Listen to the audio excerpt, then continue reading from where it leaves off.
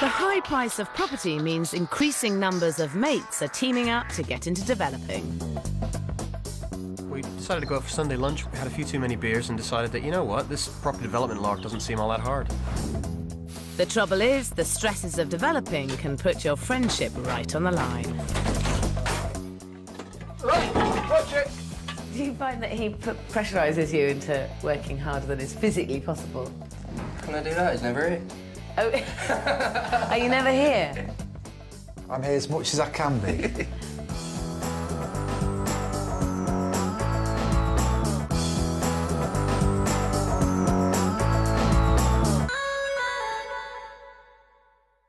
Tonight on Property Ladder, I'm meeting friends who decide to join forces and split the cost of developing. Sounds a great idea over a pint of beer, but is it really just a whole load of trouble? In Mansfield, Nottinghamshire, part-time bouncers Danny Smith and Sean Spencer are taking on this two-bedroom Victorian house that might look a cinch from the outside, but inside it needs a huge amount of work. And what's more, the boys are hoping to do it all on their own. You see these people making money and you think, I can do that, or I could do it better, you know, and thought, give it a go.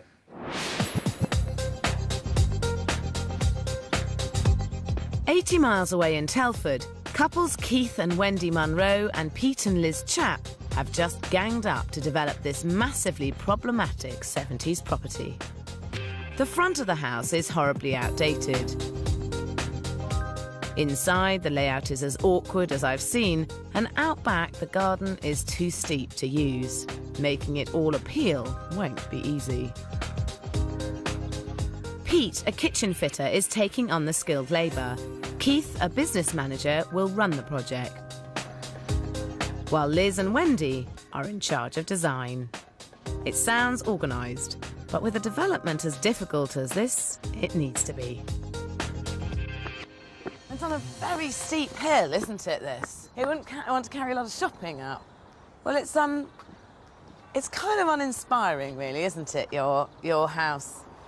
Yeah, the property's very much stuck in the 70s. Look, you're going to have to do something pretty spectacular to the front. We believe we can make it really beautiful. We're all very good at organising. Keith's a project manager, and we sort of break the back of the work together as well. So we got pissed in the pub on a Sunday and decided to go into property developing.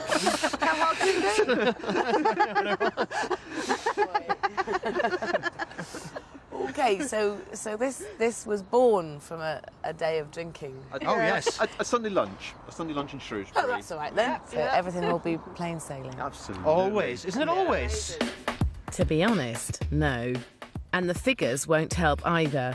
The property sat on the market for 2.5 years before they bought it for £210,000. They have a tiny £35,000 budget and hope to sell for £280,000, way above any property like it in the area. If they do, they'll split a £35,000 profit 4 ways. And have you come to a conclusion about your plans? Because, I mean, it's a very awkward house, and there are 4 of you, which means there's an awful lot of opinions. In the end, we came to what we thought was a plan. It's taken a few bottles of wine. Yeah. We're there.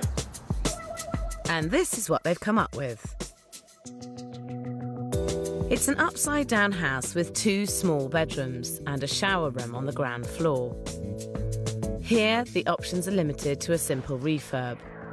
Upstairs, though, it's a real pig's ear. There's a bathroom, undersized kitchen, dining room and lounge leading straight into a 3rd bedroom. That's both too small to be a master and too close to the living areas for comfort. But their plans are limited to installing 2 Juliet balconies and knocking through the kitchen, and will do little to really improve the property. It's awkward, the upstairs layout here. You've got to have a bedroom and a bathroom up here, and I accept that because there aren't enough bedrooms. But a better layout would be to zone your living rooms and kitchens together and have your bedrooms and bathrooms in a different zone. I think grouping together the living and sleeping areas would dramatically improve both spaces. I would devote one side of the house to a proper master suite and in the other, a far more spacious and flexible living, dining, eating zone. All that's quite a change to the original plans. So what do you reckon to that? It's one of those things, you know, you've got to do something, but what? Yes. Yeah, exactly. I don't think we were thinking outside the box enough. That's right. Yeah. God knows I Sometimes- wasn't. But you can see that it isn't. Yeah. It isn't great. The It's layout. weird. No, it's just it's sort of strange. It's certainly worth investigating. Okay. The other major problem with the property is the inaccessible back garden. The plan is to excavate right into the hillside to create a curved patio area, but that means shifting earth and building a retaining wall. Never a cheap option. A less costly solution would be to build a large decked area straight out of the hillside. It would provide both more space and more profit. I think it could look really quite You sold me. beautiful. Have I? Yep. That's because you're Canadian. I'm you have sold. gorgeous things like that. in Timber Canada. decking, gotta love Yeah, it. not I'm just wondering if it's going to block a lot of light out of the house. I think if you stand out there and you see where it is, I don't think it will make much difference. And let's be honest, once you've opened all this up, you've got this amazing light coming from the front. You're not sure, though, are you? I'm not convinced, but No. we'll take a look. Yeah, no. I think we need to stand in the garden with some planks and sort of see Yeah. how it's going to... I don't think it will be as bad as you think. I think what you're thinking is it'd be like a big wall out there. But I don't think it would be. My ideas call for a completely different approach to the whole development, but I hope they can see how much value it could add. It's going to be more work than we'd envisaged. I think your suggestions are absolutely amazing. Great, that's exactly what I wanted to see. It's obviously, decking is not cheap. We've still got to think about how much it's going to cost. Just for consideration at the moment. I'm pricing up timber tomorrow. These four need to come together and adapt their plans. If not, I honestly believe they could struggle to make any profit at all. In Mansfield, Sean and Danny are also starting out with a tricky situation. Sean's the only one with any DIY know-how, but working days as a joiner and nights as a bouncer means his time on site will be limited. So he'll be relying on the less experienced Danny to run the show.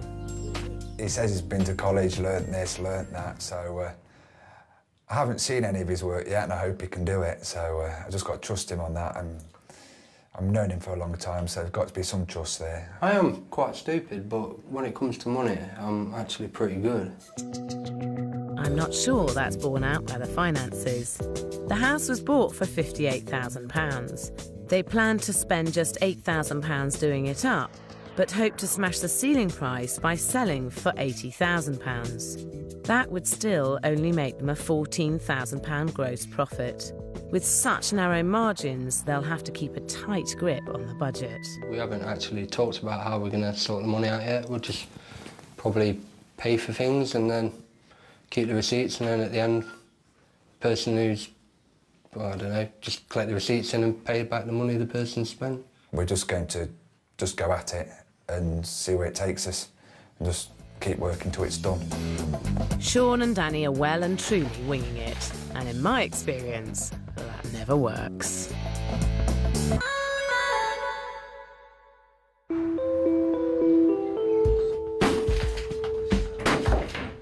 In Mansfield, friends Danny Smith and Sean Spencer are in the first week of their development. Wild man on the loose. Why you took that off? Because you've got to re-skirt it and re-orchestrate everything. What, everywhere? Yeah. This unlikely developing duo have set themselves a near impossible challenge. They've got just 8 weeks and £8,000 to create a record-breaking £80,000 property. You plan on trying to break the top price in the road? Yeah. But it's kind of quite a big call. It's going to have to do something pretty special with it. No, I think the finish that we're going to do, and the fact that it's a new kitchen, a complete new bathroom. You know, you basically be walking into a new house. So I think we can call for that amount. So you're going to have to really keep on top of everything you spend, because it is quite a small budget, that. Small budget, but it's a small house. Yeah, and you're two big, strong guys. The house is a classic Victorian 2 up, 2 down. Upstairs, the options are limited to giving the 2 bedrooms and a bathroom a thorough overhaul. The ground floor has 2 receptions to the front and a small kitchen and an outside loo to the back. The idea is to knock through the rear area to create a large kitchen. This will certainly appeal in a starter home, and I have no real concerns about the plans. It's lumping the majority of this sizable task on Danny's inexperienced shoulders that worries me. How do you two know each other then? I used to hang around with his younger brother because we went to school together, so I've always sort of known Sean. When I started working as a doorman as well, I used to work with Sean, so we got to know each other better. So you go back a long way? Yeah. And would you say you're really good friends? Yeah, most definitely. Yeah? If you can trust someone to watch your back, you are mates. Trust's a good place to start, but now comes the hard work, with the first major job of the development, knocking through the kitchen. That was a good shot, actually. It was the only time I wasn't actually aiming for the window and I put it through. The fun doesn't last long as it becomes clear that removing a structural wall is really about hard graft. And apart from one unpaid helper, Danny's the only one who's turned up to do the job. Sean's in bed at the moment. I thought he'd have been here by now, because I told him I was going to be at 8:30, and he says he won't be that early, but I thought about 10, but about 11:30 now, so still in bed. When Sean finally arrives, he's a whole 3 hours late. I was in bed. I finished work at 2 this morning, so I had to get some sleep. I'm back there at 5, so... Their combined muscle power makes short work of the wall. But then Sean disappears back to work, leaving Danny on his own once more. Unfortunately, to deal with an expensive supporting steel that has gone AWOL. My mate had it in his van, ready for bringing over when he'd finished work on a building site, and someone stole his van with all his tools and the lintel in. Work has hardly started on the kitchen, and then it grinds to a halt. This is already looking like a haphazard development that Danny could find very difficult to run on his own. Over in Telford, it's week 1 of a 16-week development that our team of 4 are hoping will make them a £35,000 profit. Keith is project manager and leading from the front. No, I'm doing the cleaning, they're doing the work. It's a quick start, and an equally quick decision has been reached on the plans. We've got all the boxes ticked, and I think we're good to go with Sarah's suggestion. That means a brand new layout inside and outside, hiring a contractor to build a decked area straight out of the steep garden. But that's when the team's strategy starts to unravel. The problem is Keith has a day job to go to, and so isn't around to supervise the builder. It's Liz who realises things are not quite as they should be. Well, I'm not very happy with the decking because I was expecting it to be much wider. The original plan was for it to be spreading almost across the whole width of the garden. The problem is that I'm not very good at confrontation, and I can't shout at people. It's not in me. With Wendy by her side, Liz musters up the courage to confront the builder. I mean, like, I wonder why that bottom level couldn't have just gone out a little bit wider to give it a bit more space. Is the, you know, what was... We was going to go further with the decking, but Keith said to me, I don't want any major soil destruction. And at the end of the day, I took it, you know, he's the one in charge. Yeah. My plan was a good-sized deck where 6 people can sit. But this isn't big enough to swing a kitten. When Keith finally gets back on site, it's time for a team talk. It's not great, is it? What happened? I thought you were going to have decking right the way across, so you've got a decent area. Did you not have a drawing of what you wanted? I think that was one of the mistakes we made, was not having a drawing made. Right. Because he explained it to the guys how it would look, and they were happy with how it was going to look. Right. There's ways to go forward, and there's lessons to learn from what's happened. And the lessons to learn are that you need a drawing, or you need to be here, and you need to be on top of situations. this isn't big enough, the deck, you need to fix it. So, yeah, I think, ideally, I would take it down to this second post, to this level, if you could. Let's be honest, look at the view. I mean, it's so worth doing, isn't it? Yeah. Absolutely. No development can function without a clear set of plans. By the following week, though perhaps a little late, Keith has them drawn up. It makes all the difference to the builder, though. Yeah, I'm happy with the way it's been resolved, and at the end of the day, the client is always right. There's no doubt about that. It's clear that Keith can push the project forward if he's on site. So it's really unfortunate that as soon as he's sorted out the decking, he leaves on a lengthy 3-week sailing holiday, taking Wendy with him. I guess part of us does feel a bit guilty, but we've had this holiday booked for such a long time now. And yeah, you know, I'm going to miss the place while we're away because I'm going to want to see what's going on, so... Wendy's laughing it off, but Liz and Pete are in the less amusing position of having to run the development all on their own.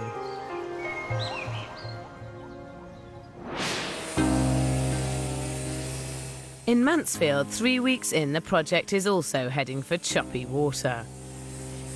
It's taken a week to replace the stolen lintel, and then the boys have a complete aberration. That way. Without a hard hat in sight and only a couple of friends to help, Danny and Sean set about installing the steel support. The boys have neither the experience nor the safety gear to do this structural work. It's a serious accident waiting to happen.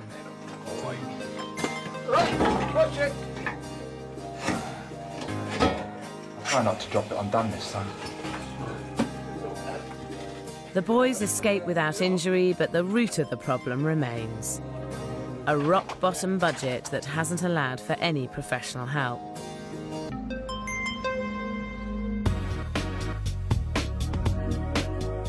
For building and materials, there's a tiny £1,000, and a chunk of that has already gone on the new replacement lintel. They've set aside a totally unrealistic £750 for the kitchen and bathroom. £2,000 for all the doors and windows, and a meagre £1,200 for the plumbing and heating.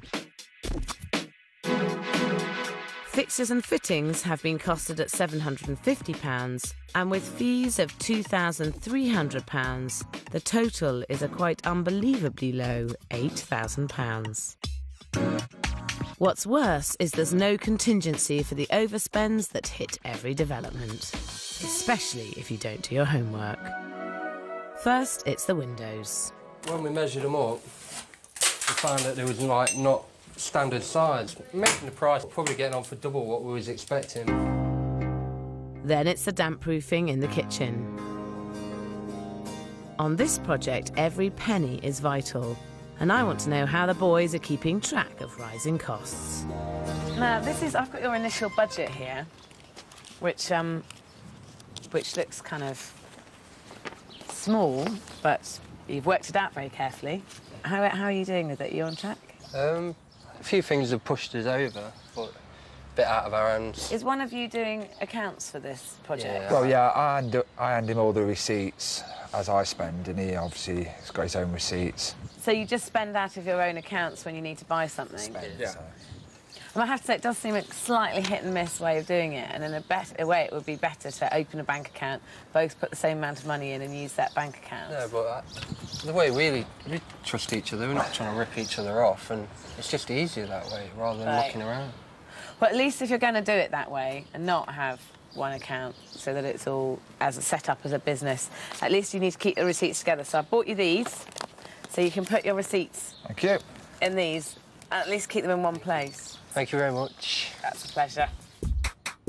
I've been developing with 2 partners for years, and trust me, having your accounts in order is crucial.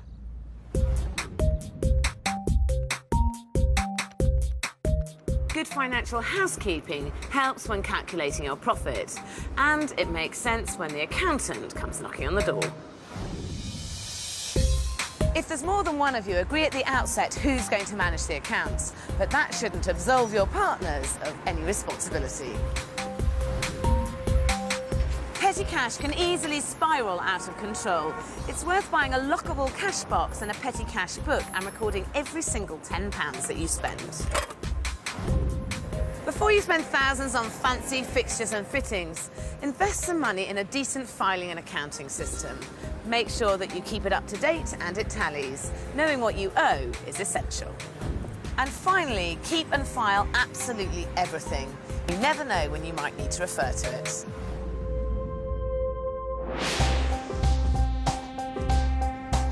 In Telford, Liz and Pete are carrying the development on their own, while Keith and Wendy are away on a 3-week holiday. Liz is meant to be doing the decorating, but some of the replacement windows were delivered without glazing and can't be installed, and so she's been able to do very little. I find the delay a little bit frustrating in parts because I know that if we'd had windows in some rooms, then I could have moved along a lot more quickly and we could have been further on ahead, but it's just something you have to live with. The windows have been left sitting in the garage for weeks holding up the build, and I can't help thinking that without Keith, this development seems a rudderless ship. They actually asked us to take photos of the place while they were away. I said, why? It's going to look exactly the bloody same when they come back. This is no way to run a development. The day Keith and Wendy are back from holiday, I call an emergency site meeting. Keith is a fairly elusive man. So where is he right at the moment? He's on his way as we speak. So we are actually going to see him? Yes, he will definitely be here. Well, that'll be good. So you've been away for 3 weeks now. Aren't you a bit jealous? Yeah, very jealous, yeah. No. We wanted to go. They wouldn't let us, so we had to stay here and work. Hey! You're here. Greetings. Hello. How are you? Very well. How you doing? You're Right? looking disgustingly brown. Oh, I'm sorry about that. That's the rust. Yeah, that's too many holidays. I'm not going to be nice to you because you've been sunning yourself in a gorgeous place. That's quite outrageous. Isn't it just? Personally, especially if this was my first project, I probably wouldn't have gone on a 3-week holiday in the middle of it. In fact, I have actually cancelled holidays. Especially when you get to a really crucial point of a site, you have to be there to coordinate them all. Do you think it's affected by you not being here all the time? Perhaps. I don't know. I mean, it's too early to say. One thing's for sure, with Keith back, the site springs to life. He's a project manager in his business, and the skills show as he works out a creative solution to the windows with Steve the builder. I've spoken to Steve today, and what we've agreed is that he's going to start doing the windows no matter what, without the glazing units if they haven't turned up, and we'll just board them up for the time being. So at least then we can get them in, and then we can get the plaster in and get things moving. Hopefully by the end of this week we should see a dramatic change. Keith definitely has talent for project management. I just hope he sticks around to use it.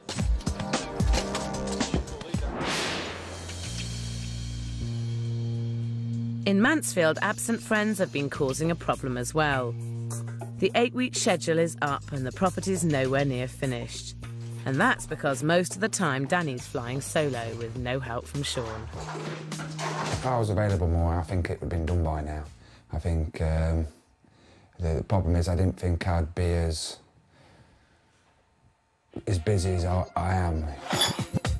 Sean's got the skills but no time. Danny's got the time but none of the skills. And that's why Sean's insisting on bringing in a professional to tile the bathroom.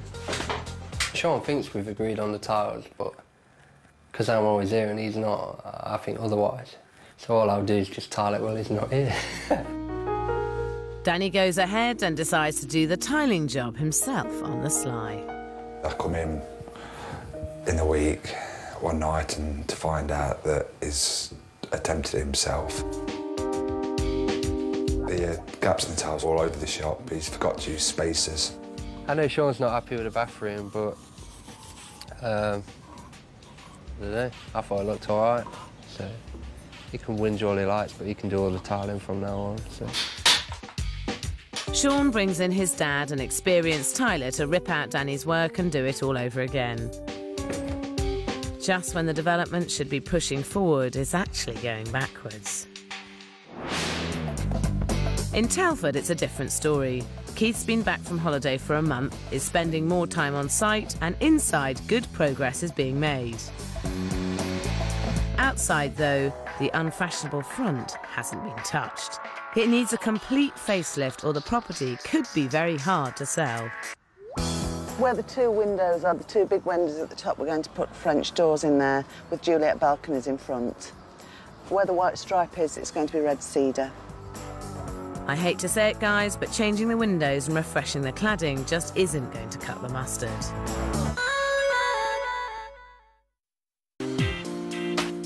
In Telford, Wendy, Liz, Pete and Keith are 3 months into their 16-week schedule, but there's still one major issue they haven't dealt with. The 70s frontage needs a complete overhaul. But as the property is in a conservation area, they don't think the look can be dramatically altered. Hi, guys. Hello. How are you? All right. Could you give me a hand? Yeah. What's particularly unfashionable is the garish red brick and the industrial paving stones. Both are real profit killers and have to be dealt with. First up, the paving. I don't think at the moment, with what you're planning on doing, you're going to get anyone to really come through the front door. You can go further, you can be more daring, you can be more adventurous and do something with these. Have you got a plan to do anything with them? Relay them. Relay them? Yeah. Jet wash them. Because they are painfully municipal at the moment. They are. To be honest, they don't really do anything for the front of this house. Because it's a conservation area and it's a heritage site, anything that fronts a highway, which we have down below, means that we're going to have to put planning permission in. I've spoken to the planning officers and they're happy with changes to this being a minor amendment, and a minor amendment takes no time at all. It's definitely worth talking to planners and seeking their advice. Here, one simple call, and I've discovered 3 approved materials: sandstone, reconstituted concrete and granite. My favourite is sandstone, and its soft, welcoming tones. It's going to be a vast improvement on this, and we thought we were just stuck with that, but we hadn't really considered that sort of an option. We didn't think they'd even let us do that, so... Yeah, absolutely, yeah. Excellent, yeah, 10 out of 10 for that one, Sarah. Excellent. That's the paving down, and now it's the brickwork to go. You are actually also entitled to render and paint the brickwork on the front and the side and the back of this. And I do think it would make a dramatic difference to have a colour on this. I think that's the best way forward. It sounds like everyone's happy with all those plans. Yeah. Massive thumbs up, then. Woohoo! Cool. The following week, scaffolding goes up for a spanking new facelift. It will add £3,000 to the budget, but that's a small price to pay to get buyers through the front door. In Mansfield, getting people into the property seems a long way off. The 8-week schedule has now doubled, and it's putting a strain on Sean and Danny's relationship. They're quibbling about everything, from who should fit the back door to the fireplaces. Sean thinks we should spend the money on proper fireplaces because people like them, but I don't know. I've got a nice fireplace at home, but probably never put it on about twice. This project is going nowhere fast, and it's all getting a bit ridiculous. Do you find that he pressurises you into working harder than is physically possible? Can I do that? He's never here. Oh, are you never here? I'm here as much as I can be. And you're not far off starting to put the house back together, really. Are you in agreement about what you're putting back? It'd be better to just have decorative fireplaces rather than actual working fire. Sean wants actual working fireplaces. People expect a fireplace in it, you know, when they walk in, they, you know, expect certain things in a house, and fireplace even being one of them. Why don't you, instead of putting an actual insert and surround it, you just get a freestanding grate that you can put in there, and then if someone wants a fire, they can have a fire, and if they don't, they can put candles in. So, are you both happy with that? Or not? I'm happy with whatever's cheapest and looks all right. A simple grate is a good budget solution for a fireplace. But Sean's less convinced by Danny's attempts to get him to fit the back door.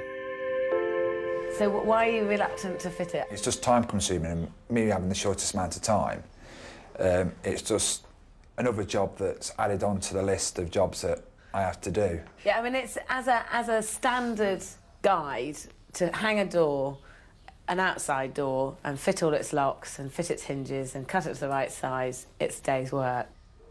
I was expecting him to do it in an hour. Right. Can you do it in an hour? No. Hey, can't you finish the house in an hour? I think he wants me to.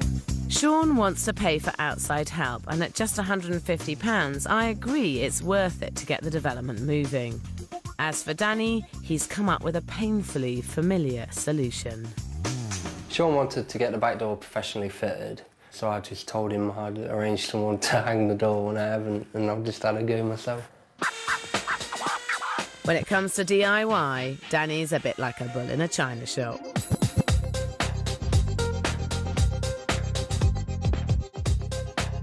One hour later, it all comes crashing down. Hello, Sally. James says to call about the door if we get stuck, and I'm stuck. Have you got any fixings in at all? No. Get a fixing in, really. One of those multi-purpose hammers, is it? Danny calls in a builder friend to help, but still spends a whole 12 hours wrestling with the door. It's left to Sean once again to discover the worst. It went to fit it and then couldn't shut it or lock it, and found out that it put the door frame in all out of square. So I ended up one night, instead of doing a ceiling that I come to do, trying to do this back door. Doing work beyond your limitations is about as false as economies come. Unfortunately, this is one lesson Danny is learning the hard way. In Telford, resources are being used far more wisely. Keith's brought in a team of builders to revamp the outside, and inside he's marshalling the decoration. Well, if you fill in that just needs polyfiller stuff. But it needs sanding as well, I think. Now, though, it's Liz and Wendy's turn to lead from the front, because it's their job to dress this property to maximum effect. I think we should have some bright colours in here, furniture-wise. I don't know. I mean, the property development Bible always sort of says, keep it all neutral.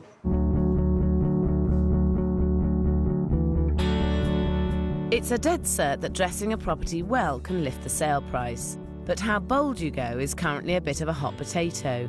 And with the girls so far apart, I'm coming along to give my advice.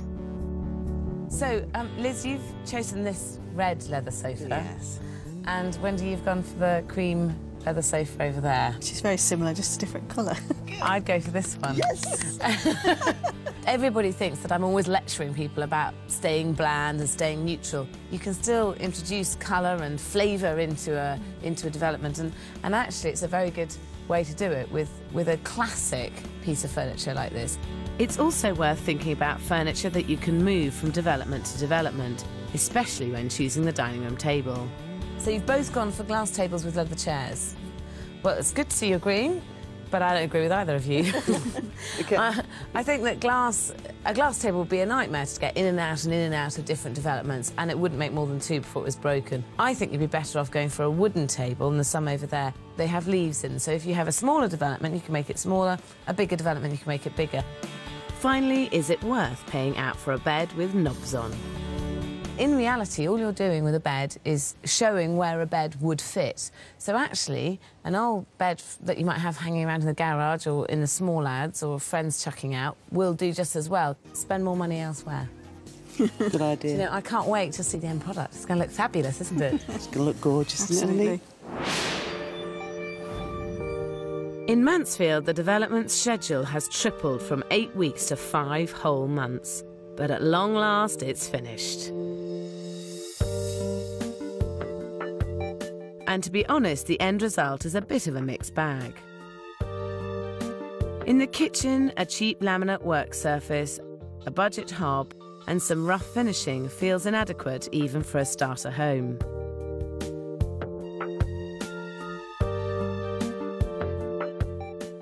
Next door, the dining room has cleaned up well, and the living room even better.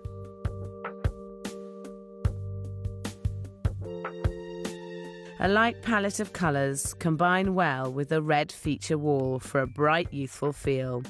The only problem is this room has a hidden nasty. Oh, a lovely big sitting room. What's that, though? Fire. What? So you put a wood burner in? Oh, my word. It's an electric wood burner. Electric stove.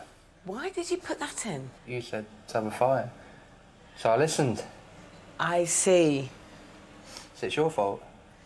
Yeah, I meant a grate, isn't it? Great that you put logs on. I know, but... And so you're happy with it? Now you see it, or...? It's small. but warm. Small and warm. A little strange. Fireplace aside, the fresh feel continues up into the bathroom and the 2 bedrooms. Unfortunately, so does the poor finish. There are simply too many signs of low-quality DIY. There's no doubt developing turned out to be much harder than the boys ever imagined. So now it's all finished. Are you pleased it's over? Have you...? Definitely pleased. I think that there are areas of the finish which probably do have room for improvement. Was your first development perfect? No, God, no, not at all. No, that's why I know it can get better. We know what we do different. We know where we could have saved money and where, well, when you price one up next time, what certain things had cost that we didn't know before. You were hoping to spend 8,000, weren't you? You've ended up spending 11. Yeah, but it's only 11. That's taking into account, like, future mortgage payments, giving it time to sell. There's no denying the boys spent an incredibly small amount of money. Building materials went from £1,000 to just £1,500. The bathroom and kitchen rose to £1,800. The windows and doors crept up by a mere £200.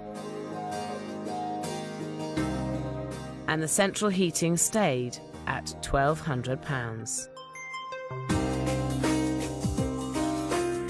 Fixtures and fittings increased by a mere £250. And with fees rising to £3,300, the total came in at £11,000. And I don't think you can spend that little if you hope to hit the ceiling price. You were hoping to get £80,000 at the beginning of this. Initially, we said 75 or above would be good, but we thought maybe we could push it up to 80. Really? And prices on the street at the moment are 80, so... So what do you reckon you would be able to get for it? I would have hoped 80. 80,000 would now still only fetch the boys an £11,000 gross profit. Let's hope the agents think the property stands up to the competition. Good start with a sticky door. Nice, bright, welcoming. Could see a young family living here. Good place to put the dining room at the front. Just a shame, this area. I think if they'd have blocked that in, it would have made, you know, a big difference. It just looks very untidy. Fireplace. Not sure if that's working. Good size, but it's just the walls. They've not finished them off very well. Plaster on the ceiling. Could have been with re-skimming properly. I value the property at £74,000. In today's market, price of this property, £75,000. I value this property at £77,000. We have had 3 agents round to value the property, and they have come in at 74,000, 75,000 and 77,000. So how do you feel about that? Like I say, anything over 75, it's still a few grand profit and it's good experience, and like we say, we never thought we was going to get a massive profit. The boys bought the house for £58,000. They spent £11,000 doing it up. And if they sell for the top valuation of £77,000, they'll make just £8,000 profit. That's a tiny £4,000 each. Was it worth the hard work over the last 5 months for that, or not? We're coming to with the project with our eyes open to make a profit, you know, and hopefully to gain some knowledge about the industry. But we said at the start that even if we lost, it wasn't that big of a deal. Well, the whole project's been a learning process, and I think we've come away a lot wiser than when we went in. So we like each other less. That's one good thing. Over a year later, after 3 offers for £78,000 fell through, the boys are renting the property out. In Telford, 8 weeks over the 3-month schedule, our team of 4 are making one big final push to get through to the end of the development. It hasn't always been an easy ride, and they're about to find out if ultimately the game plan was right or wrong. You were trying to finish this in 3 months, and you actually finished it in 5. Nothing to do with the project manager being on holiday all the time, then? Absolutely not. Well, maybe.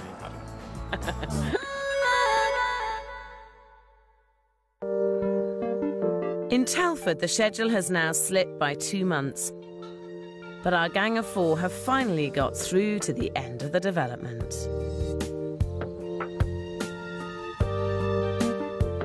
And the outside, at least, is quite a result.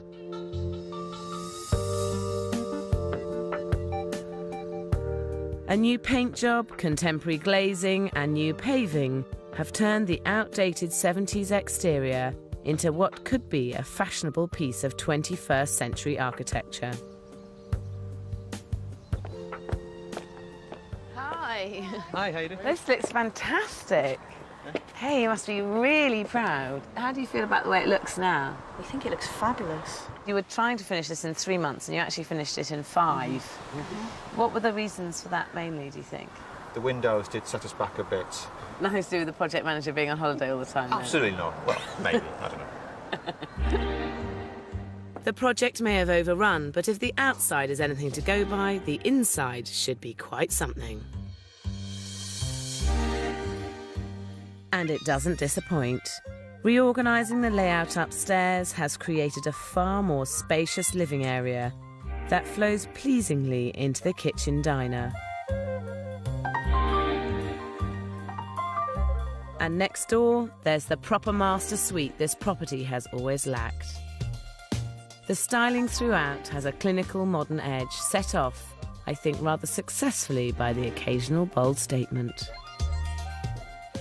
God, this is very smart. Great. So it's great now because you're zoned with the kitchen and sitting room at this end and the bedrooms and bathroom at that end. Yep. Which is the perfect solution for a layout for a house, isn't it? It's absolutely spot on. And I noticed you did get the red sofas. Yes, They ring a bell? We did. The girls have done all the design and the dressing and the layout, and in fair play to them, they've done a sterling job. Yeah, it got some praise there. That's good. Nice. That one. It's on film. You can keep it forever. Downstairs, the 2 cleaned-up bedrooms complete the inside of the property. While out back, there's one last piece to this package I can't wait to see. It may have been the most controversial part of the development, but I think the new decking is also the most successful. This decking was a bit of a nightmare, wasn't it? To start with, yeah. It was. But you've ended up with a lovely, lovely space. I'm absolutely certain that this is going to make a huge difference. The reality is it has to, because their original £35,000 budget rose to £59,000, meaning the stakes have been raised all round. Now, you were hoping to sell it for £280,000, which would, on your original figures, have made you a £35,000 profit. But due to your overspend, would now make you an £11,000 profit. And how much do you think it's now worth? I don't know. I hope it'll push to 3. Yeah. I hope so. Yeah, we'd like to break the 3. So 3 is where you're aiming? 300,000 is the aim, but will the agents think they're on target? It's definitely a striking property. It's got the curbside appeal. I think it'll definitely draw people in off that. This is an excellent sized entertaining room. It's really nice. It's a fantastic bathroom. It's really been well done. They've not cut any corners at all. Very stylish, very well presented. And into the master bedroom, it is a good size. You've got a large dressing area, which definitely adds value. Wow, I like that. That has made a hell of a lot of difference to this rear garden. They've turned an unusable garden into a usable garden, and what a view, it's a view to die for. I would put this property on the market at £285,000. I would market this property at £300,000. I value this property at £310,000. Now, we have had 3 valuations of the house, and they came in at £285,000, £300,000 and £310,000. Cool. That's good. How do you feel about those? Relieved. Yeah, relieved. Yeah, relieved. Really? Yeah. The property was bought for £210,000. The budget rose to £59,000. And if they sell for the top valuation of $310,000, that would make them a £41,000 gross profit to be split 4 ways. The market is cooling though, and that means finding a buyer as soon as possible. It's modern, isn't it, and clean? Yeah. I like the big windows as well. They're going to let plenty of light in, aren't they? Oh, it's a nice big room, Cliff. Oh, I love the fire. And the colour of the wall. Oh, yes, I like the it's the feeling of spaciousness is very nice. I like the light effect down there. That's a lovely feature, isn't it? Very modern. Oh, that's nice. Ooh, look at that. I've never seen one that big before. There, look, it's beautiful, isn't it? It is. And it's definitely having the decking made a difference to using the garden because that's quite steep. Yeah. I think I would come back for second viewing. I would be interested in coming back and putting an offer. It's a nicely presented house. It's finished beautifully. That's about as positive as it gets. This property should fly off the shelf. Have you enjoyed this process or not really? Every single job I've took on in there, you think, OK, I'll knock this out in a couple of days, it'll be done. A week. It's just insane, you know. We've decided it has its own space-time continuum. Yeah, the black hole that is paradise. Yeah. So would you like to do another one? Sure. Yes. Yes, I think yes. Definitely. I want to do a big one. Yes. Right, so... I think it would be managed a little bit different in terms of, you know, our time and efforts. We couldn't do it on evenings and weekends alone. I think it'd have to be... We may bring more people in and do it that way and... Or bite the bullet and make it the career. Well, I think you've done a fantastic job, and it's a real credit to you, so well done. Thank you. Thank you. Cheers. Cheers. Thanks a lot. Happy days. The team in Telford show that developing with friends can work, but I'm not sure that the Mansfield project was really worth the aggro. If you're determined to give it a go, one word of advice: take care when choosing your development and take even more care when choosing your friends. Next week, we catch up with Mike Gregory in Clevedon, who's determined to build a property empire. So basically, you're funding developing through credit cards and Porsches? But then I haven't got a Porsche anymore, have I? Because you sold it to pay for development. To make some money.